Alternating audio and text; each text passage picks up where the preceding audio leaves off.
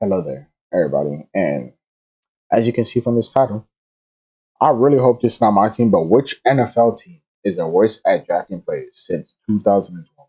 I really hope it's not my team. I hope my team is towards the front, but if my team was towards the front, it would be like the Kansas City Chiefs or something. To I don't know. oversimplify what it Let's takes see. to be a successful NFL franchise, you got to Please do don't these say. two things well. Please don't Number say my one, team's towards the you end. must bring in the right management, from the Yeah. owner down to GM, hmm scouts, coaches, training Our staff, coach right now etc. is And number iffy. two, Depends. you We'll must see. bring in the right players, Hmm. from veteran leadership to young talent to role players.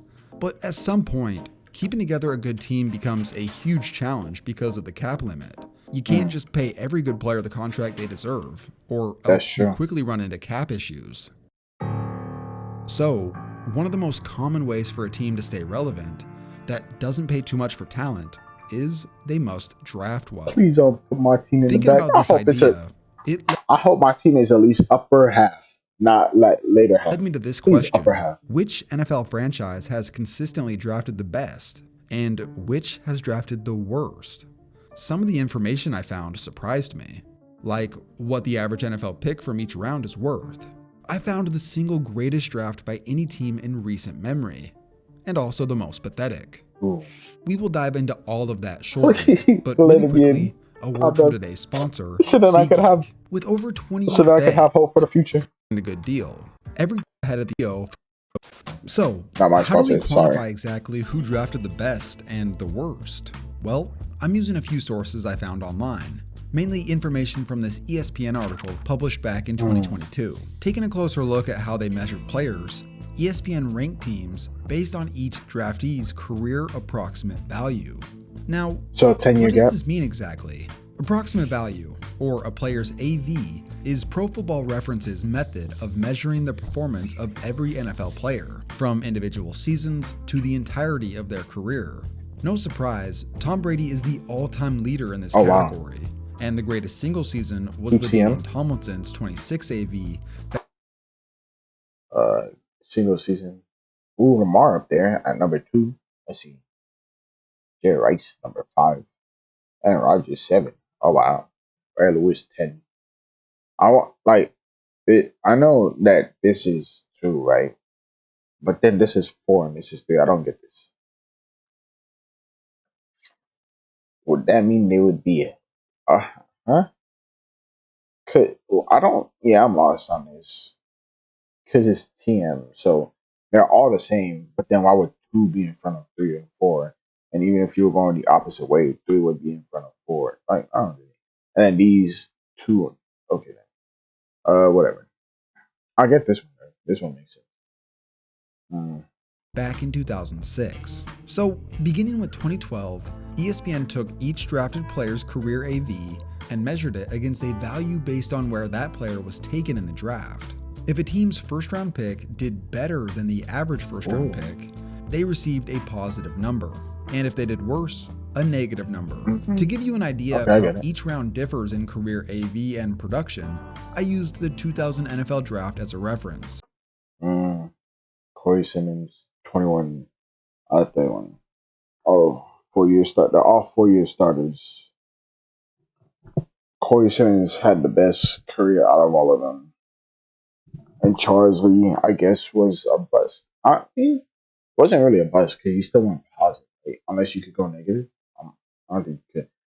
2 to 3 seasons, excluding Brady, CJ Woodard, 2 to 3 seasons, 0 out of 2 starts. Damn, no starter, no starter, no starter, no starter, 1 to 3 year starter. Okay. This is a good visual for showing the slow decline in production from round to round. You can see just how much more round valuable 1, first 2, rounders 3, are, as 4, it produced 5, 6, more 7. starters than the 4th, 5th, 6th, and Oh, 7th that's what that rounds was? combined. Going back to that ESPN article, here is the landscape of NFL franchises in regards to their draft performance since 2012. Oh, why, bro? Okay, let me stop. But why the Cardinals back in, bro? They're at like 22, 21. They're like 21. They could even be like in the body that. Oh, brother. 12. At the top, That's the Seattle Seahawks reigned supreme as the best NFL draft performers, with the single greatest class possibly of all time. Now, even though Seattle has the edge statistically as the best drafting team, Kansas City makes a strong case that they could be better, as every class they've had has been above average since 2012. Yeah, they got it. The best player in the NFL currently, the best 5th rounder, and the best tight end in the league. They got it. But now to get to why you may have clicked on this video, here is the worst NFL draft performers Bro, in don't recent scroll past my history. team. No surprise, the Browns are near dead last in this category. Damn. They consistently Lions, who they underperform missing? in the NFL draft. Damn, minus and their 2014 first round is arguably the worst of all 0.9. time, considering they took 2 guys and both of them were out of the league in 3 years. Damn. However, the New York Jets take the #1 spot as the worst I didn't see all the drafting team in the teams, by the way. NFL. I just To be able said to it best the randomly. Browns here is honestly quite impressive.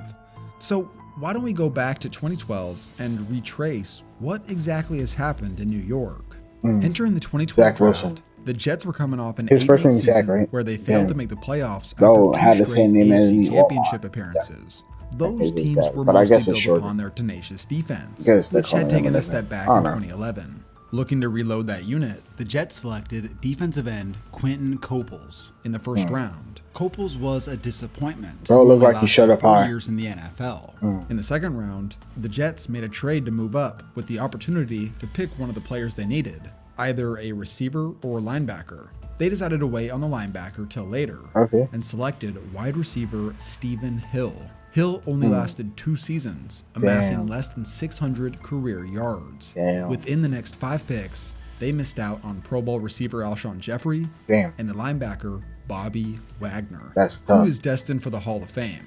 Entering the third round, got picked by the former Seahawks. Jets executive Terry Bradway was adamant that the team needed to reevaluate the team's quarterback situation. He This felt picture is that Russell bugging me. Wilson was going to be the steal of the 2012 draft. Bradway was such an avid supporter of Wilson that the others in the building nicknamed him Russell Bradway. But the GM went against his wishes, staying in place and selecting linebacker Demario Davis. Now, Davis has actually had a solid career, but considering who they picked before and who they could have had, it's just one of many what-ifs that haunt Jets fans. They could have This had both 2012 Bobby class Wagner would and receive a C. negative They grade could- according bro. to ESPN, and this would begin a string of bad drafts that no one involved with the Jets can be proud of. 2013, with the 9th overall pick, the Jets looked to replace Darrelle Revis with corner D. Milliner. Milliner played 2 years in the NFL and ranks dead last in career AV among first rounders from that year. This class as a whole scored worse than the year before. 2014, once again, the Jets went with another DB, Calvin Pryor, 18th overall. Stop Pryor picking only DBs, played bro. for the Jets for 3 seasons and ranks close to the bottom among that year's first. I mean, they went crazy on the draft like a few years ago because they looking crazy. They just missing a quarterback, which is supposedly going to be Aaron Rodgers. Rounders. With 12 picks in 2014, the Jets only produced 3 that ever started, none of which lasted very long at all. Overall, this class is one of the worst of any team in that entire decade. 2015, the Jets actually hit on their 6th overall pick, Leonard Williams. He developed into a solid pro. But for the rest of this class, they almost made 0 impact, thus resulting in another below average draft for the Jets. 2016, once again, the Jets would go on to miss on another defensive first round pick, Darren Lee. Lee only started in New York for 3 seasons, which included a year where he ranked out as the 87th of 88 linebackers in the NFL. And somehow, the Jets' second round pick in 2016 was even more embarrassing than their first. They selected quarterback Christian Hackenberg, who, as far as I can tell, was the only second round quarterback since 1994 to not play in a single game. Even with some decent mid-round picks, the Jets once again scored a negative grade for the 5th straight year. 2017, this felt like a turning point, at least briefly. The Jets actually hit on their first and second round picks, with Jamal Adams and Marcus May, who instantly became key starters in their defense. The rest of this draft, however, was awful, as none of them made it past year 2. But with some of the key defensive pieces to build around, it was time to fix the offense in the next draft. With the 3rd overall pick, they had a big decision to make. With the 3rd pick in the 2018 NFL Draft, the New York Jets select Sam Darnold, quarterback, USC. I actually switched from Chrome to Opera GX a while ago just because I was so tired of Chrome being the not right now, resource hog. Not right now. Not right now. They say whiffing on a quarterback can set a franchise back years.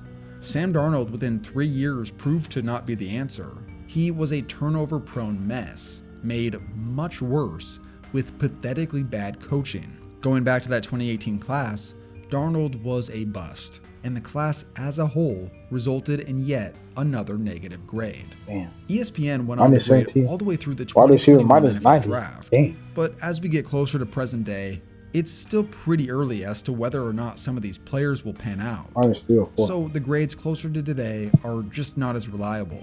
But among these classes, there's one pick in particular that must be talked about. With the 2nd pick in the 2021 NFL Draft, is it who I think it is? The New York Jets select Zach Wilson, quarterback, BYU. That looks like a high school Zakarey. At this point in the video, I just feel bad for Jets fans. That's what I thought. 9 straight below average classes are a huge reason as to why they haven't been in the playoffs. Like High School Musical Zac Efron, that's what he looks like. To miss badly on not just one early first-round quarterback, but 2 in 3 years, well, that's just cruel. Zach Wilson in just 2 NFL seasons has already been labeled a bust. Most loyal Jets supporters are ready to move on. With so many swings and misses by a team, you just begin to wonder how much of it is on the players and how much of it is on the rest of the organization. As a fan who's very aware of what a losing culture looks like, the negative effects of bad management, bad coaching, and just bad energy cannot be understated. Fans of a losing culture are quick to lose patience with anyone and everyone when they've been dealing with it for decades. Just imagine being a 21-year-old kid who gets drafted to a team that constantly loses, everyone's fed up, and you're expected to be the savior. It usually doesn't end well. And even for the guys who do flourish, they usually don't stick around or are traded for future draft capital. But for Jets fans, if you're still watching, I'll end with something positive. Here's the beauty of pro football. With one solid hire and one solid draft, things can begin to shift. Robert Saleh has brought a resurgent energy to the building, which helped the Jets start 7-4 last season despite their issues at quarterback.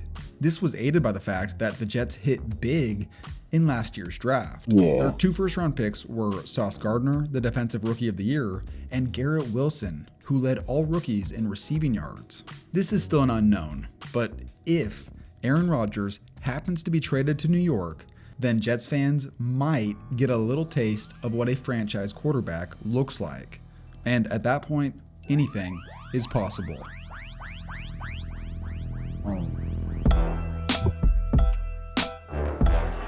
On the fake, Rodgers lets it fly, has Watson, he's got it on his feet and he's in for the touchdown. At least the Cardinals ain't that bad. Like, they bad, but they like right there about to fix the situation, right? Like the Seahawks. But they're not that far away. They're not down here. We could have been a lot worse. We're not the worst. Hopefully we could make it over here with yeah. You could probably make a whole team out of the Jets. Draft us. Worst team ever. The team is known as the Jets. Damn. Bengals. Damn. But like, subscribe, see you guys later. Hope you have a good day and bye. And let me know where your team ranks in on this graph. Sad days.